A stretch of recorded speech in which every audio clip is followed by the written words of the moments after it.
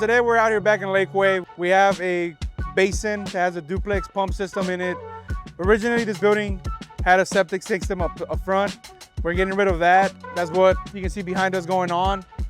We're essentially filling it up. The septic system is everywhere really. Does not come out in one piece.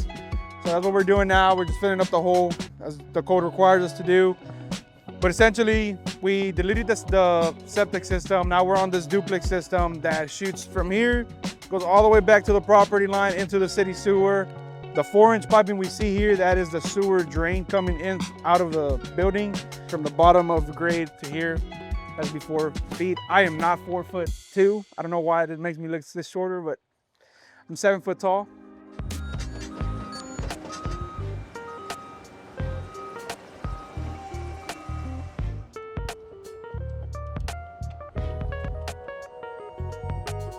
These here that we have installed are E1 pumps. They're not your traditional float system style pumps. These essentially just come in pre-wired, has a sensor in them. You don't have to worry about putting any floats at certain heights for them to work properly. You essentially just run your wire, it comes pre-wired into the pump. You just have to wire it up here. But I can show y'all the panel inside.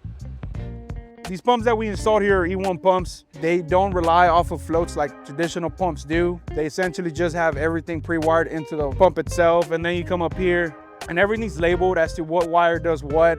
Essentially having floats without having to set them. Yeah.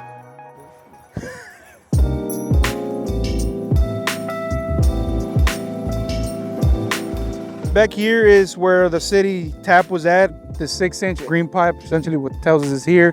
But we made sure with the city that this is what the tap for this building.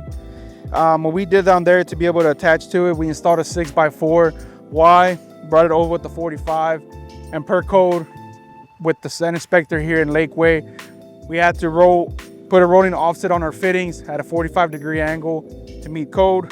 And then this right here is just a stack for us to be able to test our whole ejection line before we started up, just to make sure there was no leaks and we wouldn't have any surprises when we did power those pumps on and have essentially sewage water go everywhere. So they're essentially just wrapping up. Probably we have to put the sand back in, cover the hole that we created, and then haul off all the extra stuff, which includes the septic that we collapsed. You know, we don't want to leave any trash behind. We'll leave the area as close to as possible to what we found it. Obviously with driving machinery on it, it's pretty hard to do that, but we're gonna try to flatten that out as well.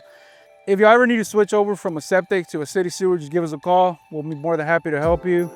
We do this all the time, so we're pretty confident. We're professionals at it, and we're confident everything will go as it should.